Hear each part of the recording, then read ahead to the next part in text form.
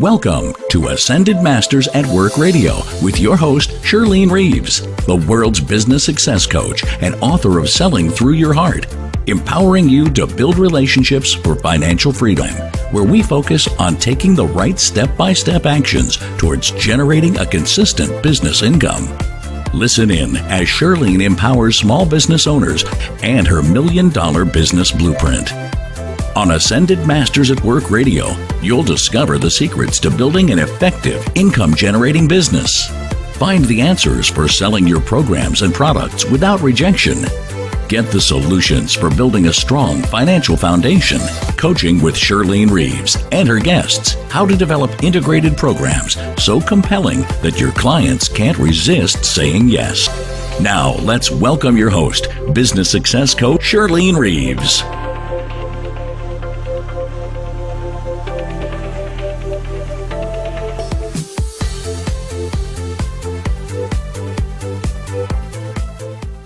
Welcome to the show, my friends. I'm so glad you're here with me and so grateful that you spend the time to listen to what I bring to you, because you'll get so much out of it over time.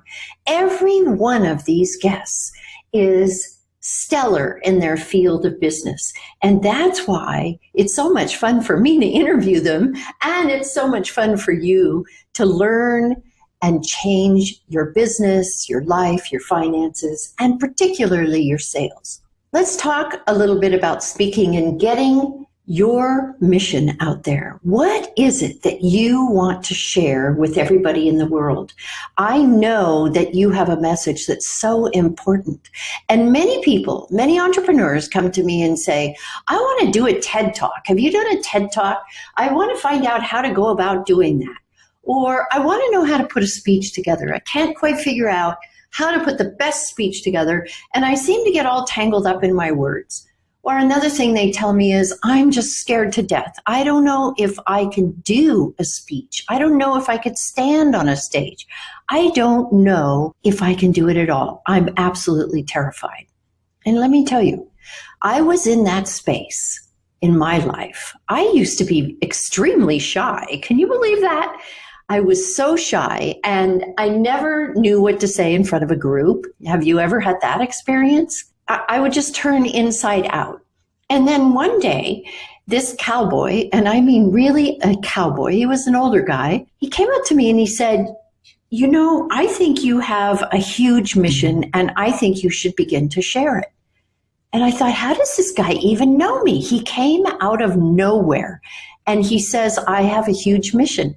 How does he even know? I don't even know what my mission is yet, because at that time, I certainly didn't. And I said, what makes you think I need to go to Toastmasters? He says, I can tell you've always been afraid to speak in front of a group. And I said, that's absolutely true. He said, when did that start in for you? And I told him it started when I was a tiny little child and I had to dance on stage as a snowman and I couldn't remember the steps. And from that point on, I was scared to death to be on stage. Have you ever had an experience like that? You were even speaking in a small group and somebody tore you down or didn't like what you had to say. And then suddenly you realized, oh, well, maybe my opinion isn't worthwhile. Well, we all have something important to say to those who resonate with us here on earth. And I think that if you go to Toastmasters like I did, that's just a stepping stone, let me tell you. I mean, you can stay in it forever and get leadership skills and all kinds of really wonderful things. It's a tremendous package for so very little. And it gets you beyond those fears. And it worked for me. So I'll suggest it to you. And if you do go to Toastmasters or start looking for a group, try 2 or 3. Don't just go to one and join, because you want to go to one that resonates with you or that is a group of people in your target market for your business. Or maybe they're all working toward a common goal. And some speak Chinese and some speak Spanish. And some are in corporations. If you want to work with your business in corporations, I suggest you go to a corporation that has a Toastmaster. Outsiders can do it as well as insiders. If you don't have any interest in a corporation, then don't go there. Go where you feel the most comfortable. But let's get back to our guest today. Our guest is all about TEDx talks and TED Talks and teaching how to put yourself in the bright light. Now, this gentleman is really amazing. He is an unapologetic speaker, author, leadership, TEDx, and influencer coach. He's the founder of Unapologetic Enterprises. Boy, don't you love that name? And the creator of the Speaker of Mastermind Experience at Sea. As a longtime theater producer, educator, and visionary leader, he's been on a mission to empower high achievers to discover, develop, and deliver powerful missions. Exactly what I'm talking to you about today. He wants you to create a powerful message or an idea we're spreading around the world.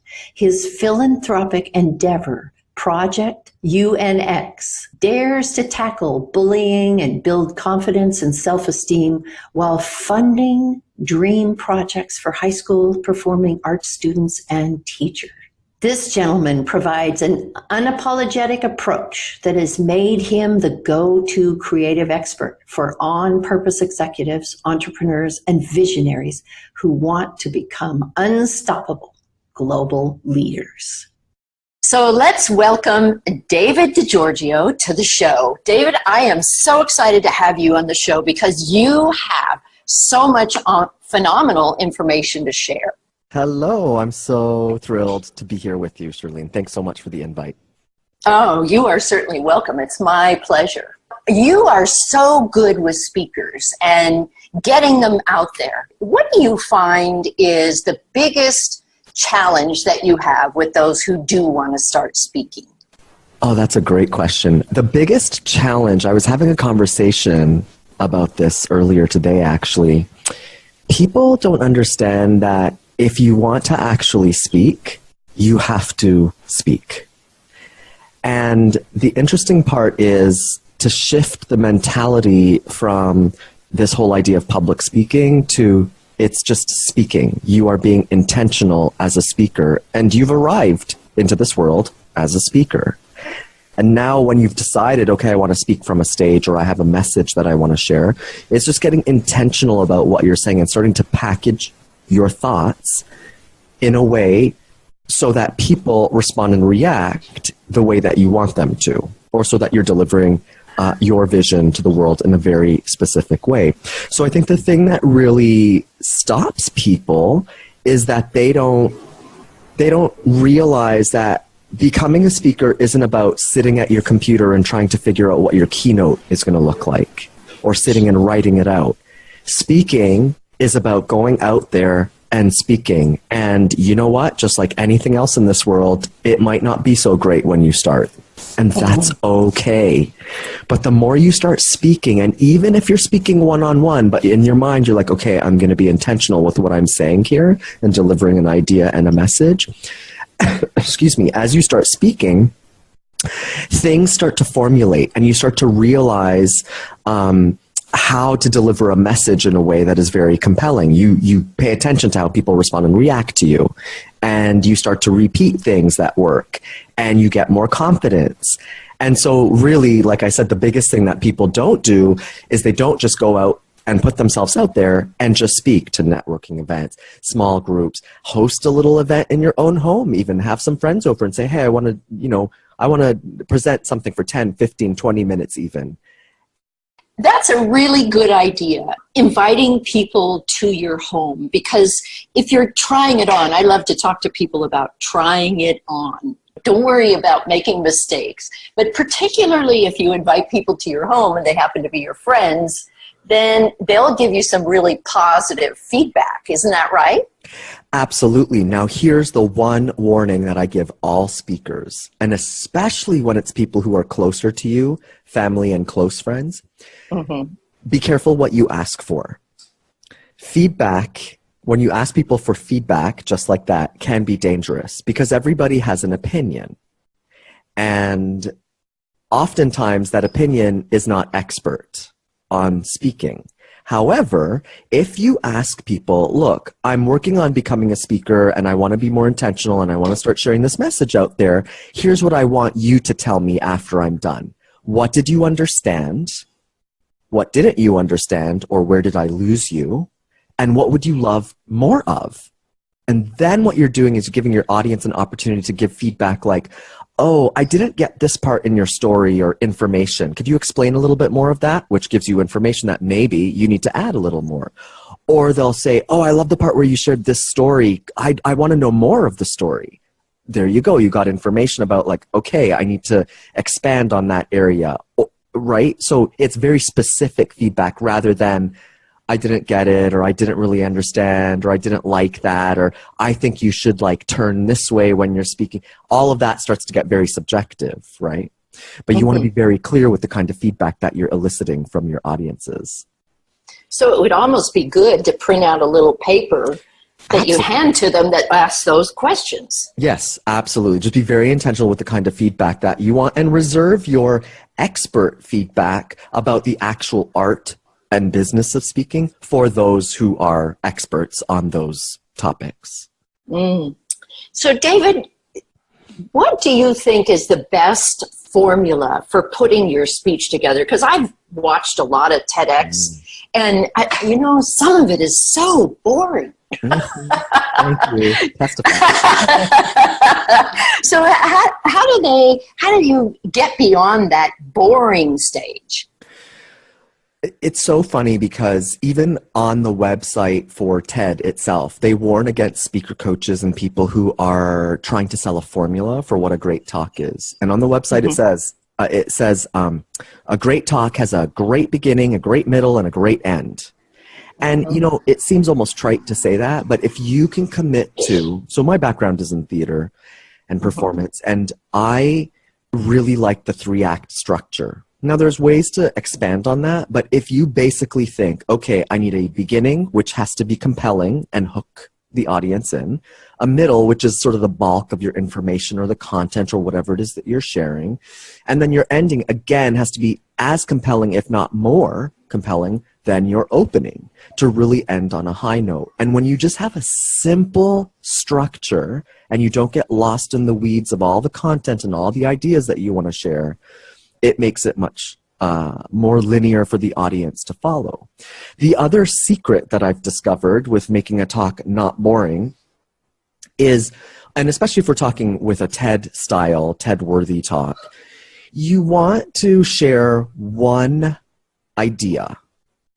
So let me give you an example in popular music. Notice any song, 3, 4, 5 minutes long, there's one idea and they usually repeat it over and over and over again in the chorus and the lyrics.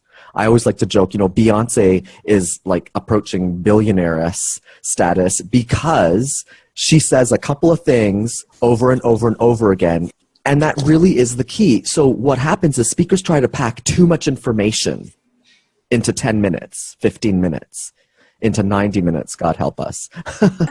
When you put less information in and you use what I like to call, you know, the Beyonce-ism of repetition, and you repeat ideas over and over again in different ways, people latch on, and it becomes much more interesting and exciting.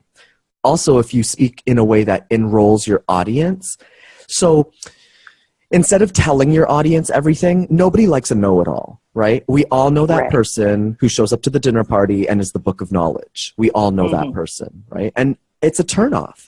So what if instead, when you're a speaker, you turn things around so you're not always telling the audience the answer, but you're sort of shaping it in a way of, for example, what if?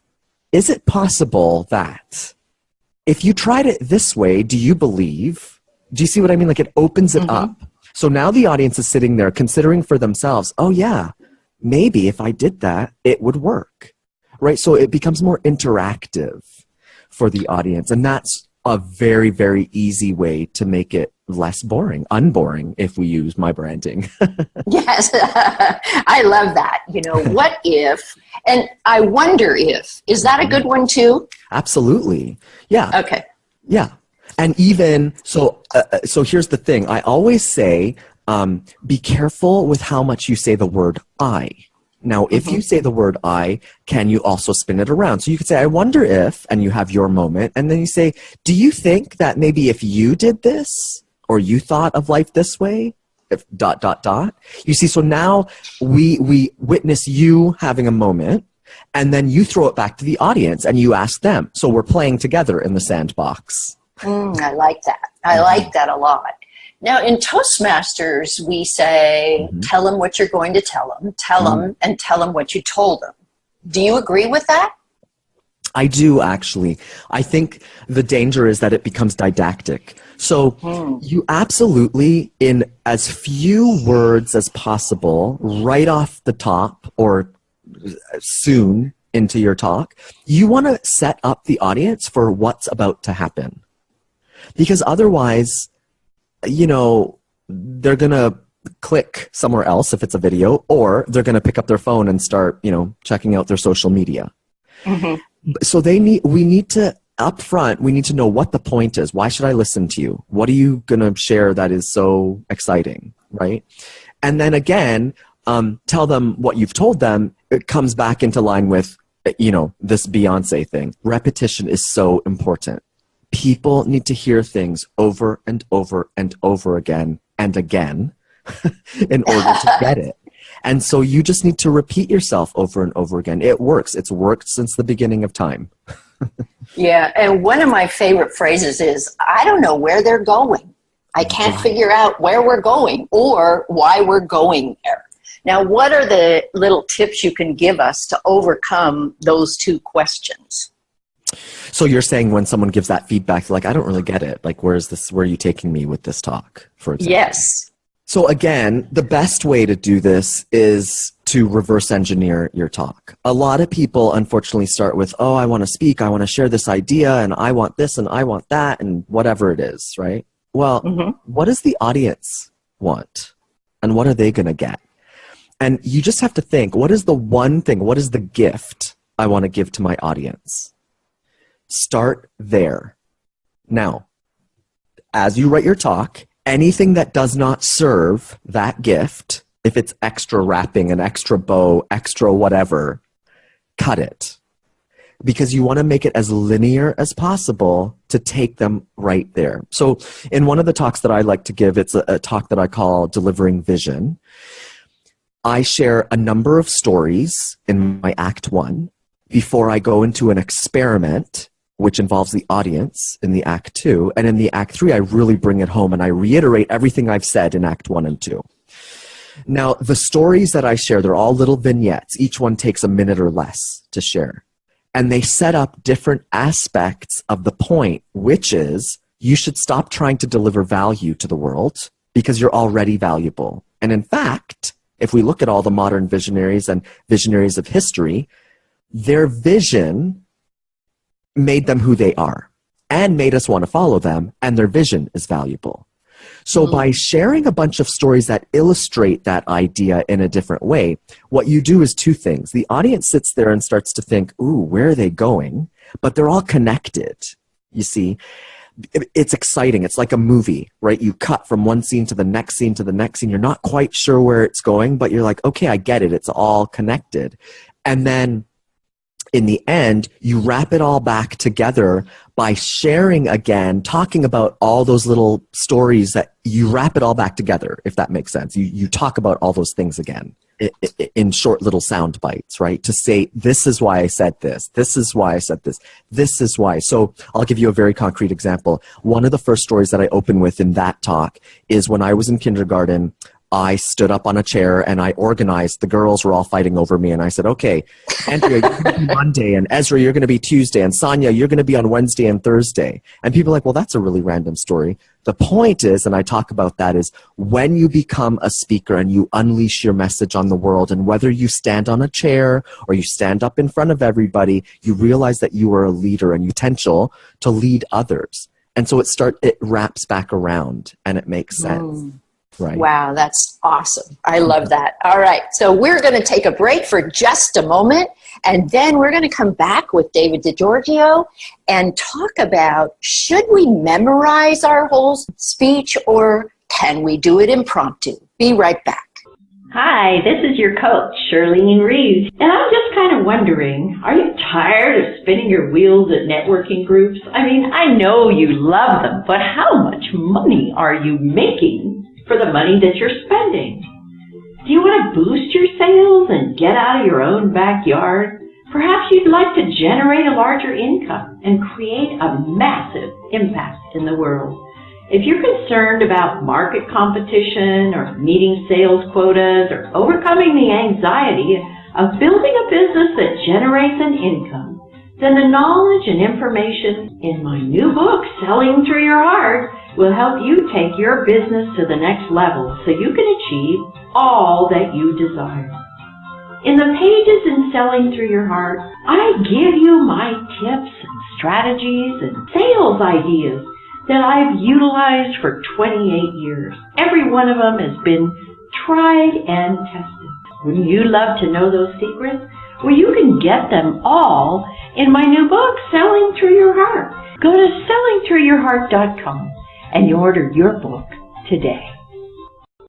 So welcome back, everybody. This is Shirlene Reeves with Ascended Masters at Work, and we've been having this glorious chat with David Giorgio on how to construct the perfect speech. Now, David, one of my biggest challenges is that I don't do well with memorizing. Usually what I do is I'll put a outline in my mind, and then I kind of follow that outline. And then I do a lot of downloads. You've seen me speak, so I think you know that. Mm-hmm. What's better? Do we memorize, or can we do it the way I do it, or what are your thoughts? The first disclaimer to answer this is, one, everybody's a little bit different. So you have to find what works best for you. Now, having said that, this is what here's my unapologetic view on memorization. Memorization is a step in getting really good. However, the goal is not to memorize, rather make your goal to internalize your message. Once you've internalized a message, you're able to make it look and feel for you as if you're creating in the moment. Now, how do you internalize a message? Well, it just takes practice and rehearsal, a lot of repetition. So for those people who write out a talk, so I'm similar to you, Shirlene. If I write out a talk, I can't repeat it word for word. I almost feel it causes me anxiety because I think, if I miss a word, and then you get so attached to that thing, that written thing. And then it just really sounds like you're reciting a blog post, which is right. And we don't want that. So what I do is I write the talk out, and I encourage all my clients to do this, from the talk, now scale it back and create an outline. Now, every time you start to practice and rehearse, start to thin out your outline a little bit more. But know that you want to hit certain points. So for example, the very beginning and the very end of my talks are pretty much, if you were to see me do my talk more than once, you'd pretty much hear the exact same thing, and it's performed the same way. So there's certain parts that I internalize so much that they do become repetitious. Then there's other parts in the middle where I just want to create, like the part, if I'm doing, experimenting with the audience, I have to be present with the audience to respond and react to them. We've all sat in the audience where somebody is doing their usual, the NLP tactic is like, yes or yes, or, they ask you to put your hand up, but they actually don't wait to hear the answer. Yes, or they say, how many of you, and they're expecting everyone to put their hand up, and 3 people out of 100 put their hand up, and they just keep going. And it's like, but wait, you didn't acknowledge the fact that nobody agreed with you, right? So when you're internalized, at that point, let's say that happens, right? You're expecting 100 people to put up their hand and 3 people put up their hand. Once you've internalized it and not memorized it, you can put in a joke over there and say, hey, are we sleeping? What's going on? Let's talk. That's an opportunity for humor and interaction with the audience. So or again, explain what it is that you're asking, because it may not have gotten through to them. Yeah, excellent point, right? But you can't do that if you've memorized, because now all of a sudden you've been thrown off course. Once you've internalized, because you know your message, right? That's the other thing that I always tell speakers. I empower them to know is like, this is your message. You know what you want to share with the world. You know what you believe. If we were just sitting at dinner talking, what would you say? How would you react? And so I really do, again, just to get back to the point, I really do encourage people. Memorization is one step in the process towards internalization. And the more you repeat and practice, and yeah, it takes daily, this is an art and a business, but the art side of it does take repetition. Fill in the blank your favorite actor, whoever that is, you know, whether it's Leonardo DiCaprio or Julia Roberts, the reason they look so natural on stage or on camera is because they've put so many thousands of hours into their craft. Yes. And the reason they look like they're creating in the moment is because they've practiced and rehearsed a lot. It's not because, and unfortunately, I'm sure you probably agree with me, there's this movement going on right now of, oh, I want it to look raw and real, you know, like Gary Vee, for example. Well, the reality is, God bless Gary Vee, he has thousands of hours of sharing his opinion the way he does. So of course he's going to be raw and real. But if you don't have thousands of hours as a businessman, as a speaker, as a person who's mentored other people, you simply aren't going to look raw and real. You're going to look like a douchebag. And I say that with love. You just try to show up on stage and just, I want it to feel like raw. No, you don't understand. Like the great speakers, it's all premeditated. All of it. Yes. Every moment of it is premeditated. And at the same time, they are so comfortable with their message that they're able to create in the moment with the audience when things come up. Boy, that's a really good point. You know, raw and real has to be based on what you know so well that even if somebody asks you a question, you can fall back on the knowledge that you've already had. Right. That's the big thing, because if you are trying to be raw and real and you don't have, if I don't have some semblance of an outline in my mind, I could get completely lost with where I'm going. Completely.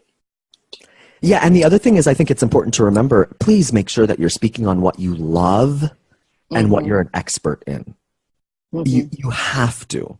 If you're not sharing what you believe actually and what you love, what you're really good at, it's just a recipe for disaster because you can't feel comfortable in it. You can't shine if you're not sure of all the answers to things. And I'm not saying you have to know all the answers to everything, but you really do. If you want to show up passionate, you have to be passionate about what you're talking about. Otherwise, absolutely, it's a recipe for disaster.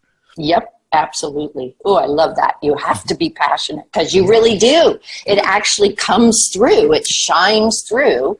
And vulnerable is another one, isn't it? Absolutely. Because now here's the other epidemic that's happening in the speaking world. People think being vulnerable is sharing your worst, tragic, terrible story, right? Now, it's okay to share that if it's in context. However, that's not the point. The point of being vulnerable on stage is to also show courage and show that you are real. The point of being vulnerable is not to manipulate your audience because they can feel that. Now, here's one of the most bizarre things that I say that people kind of taken aback when they hear this. As a speaker coach, I say, nobody actually responds or reacts to what you're saying. They react and respond and take action on who you are being on stage. I love that. Truly is the X factor of a great performer, a great speaker, a great leader, a great influencer. Who you are being is what people, their spidey senses can sense it. And they know if you're being a marketer, if you're just trying to like sell crap to them, you know, that people can feel it. Whereas if you are being real and you believe, let's use an extreme example. Let's say you have, just to be ridiculous, a crap product. But you believe in it passionately, like you really believe in it, then people will buy it because they see the excitement that you bring. You actually believe it. It might not be the best thing, and they know that probably. You're not tricking anybody. But if you believe it works for you and you've seen it work for other people, that passion will move people into action. And you look at all of the visionaries in all throughout history, whether it be Jesus, Gandhi, Mother Teresa, Even, and I'm Canadian, so I'm not political at all here, but Donald Trump, he believes what comes out of his mouth. And look at what he's been able to do. Good, bad, or ugly, let's leave that out of the picture. But look at what he's been able to do because he believes what he says. And it's absolutely. So we could all learn from that, And as I like to joke, Jesus 2,000 years later has a bestseller that he didn't even write. Yeah, I know. That's a good one. Right? That's a really good one. Yeah. But it's all about who he was being in the moment, right? And he believed so passionately that he enrolled other people into his vision, and now they're all writing about him and talking about him, and that's how you create a movement. Beautiful. Absolutely beautiful. I love that, David. So we are going to take another short break, and then we're going to come back and ask David what his final thoughts, what he really believes we need to know before we can do any kind of speech at all. Be right back. Hi, this is your coach, Shirlene Reeves, and I'm just kind of wondering, are you tired of spinning your wheels at networking groups? I mean, I know you love them, but how much money are you making for the money that you're spending? Do you want to boost your sales and get out of your own backyard? Perhaps you'd like to generate a larger income and create a massive impact in the world. If you're concerned about market competition or meeting sales quotas or overcoming the anxiety of building a business that generates an income, then the knowledge and information in my new book, Selling Through Your Heart, will help you take your business to the next level so you can achieve all that you desire. In the pages in Selling Through Your Heart, I give you my tips and strategies and sales ideas that I've utilized for 28 years. Every one of them has been tried and tested. Wouldn't you love to know those secrets? Well, you can get them all in my new book, Selling Through Your Heart. Go to sellingthroughyourheart.com and order your book today. All right, welcome back, everyone. And we are talking to David Giorgio. This is Shirlene Reeves with Ascended Masters at Work, and we have a new show every week. So I hope you'll check back because we talk a bit business, finance, sales, and lifestyle. And what we're talking about today can apply to almost anything that we do because our communication skills are so very important. Now, David, I said before we were going to go on the break, I was going to ask you something about what is the most important thing we need to know before we get on a TED Talk or stage. What are your thoughts? I think it's really important that you understand, one, most importantly, you are already a speaker. As I said, you arrived a speaker, so just shift that mentality. It's like, yeah, I've got experience speaking. Now I'm just going to get intentional. The other thing is, what becomes possible when you really take on an unapologetic stand in what you believe in? Everybody doesn't need to believe it, but some people do, and you know that they will. And so if you can really share who you are and what you believe, someone is waiting for that message. And finally, the other thing that I think you need to understand is that stop asking the question why or trying to answer the question why. Rather, ask yourself, who am I? Who have I been my whole life? When you look back at your life and you realize in the most successful moments, in the most tragic moments, Shirlene, I know your story having seen you speak, right? And that's what you bring to life so well and why you are so successful as a mentor and a coach. Because you understand who you are, you've really figured that out, and you bring that to the table. That's all we're waiting for with great speakers, great leaders, great influencers. Look at who you are. Your why is revealed in who you are. You're already a speaker, and someone is waiting for that message that only you can deliver the way that you deliver in your unique way. Beautiful, David. Beautiful. Thank you so much for being with us today. And I always love to say, if you're passionate enough about what you share and you believe in who you are, you can actually sell air. Yes, absolutely. Yes, totally. So thanks so much, David, for being with us. I just love your words of wisdom. You are so phenomenal. And I love seeing you out in the field too. Thank you. The feeling is very mutual, Shirlene. Thanks so much for having me on. And you are welcome. So thanks everybody for joining us today. I love it when you show up and you learn something from the show and we get a chance to share with you. Thanks so much. I'll see you next week and have a great one. Bye-bye. Thank you for joining us on Ascended Masters at Work Radio. We hope you gained insights that will change the way you do business, generate a consistent income, and provide a new enlightened path toward financial freedom and designing the lifestyle of your dreams. And if you simply can't wait to purchase Shirlene's book, Selling Through Your Heart, empowering you to build relationships for financial freedom at sellingthroughyourheart.com.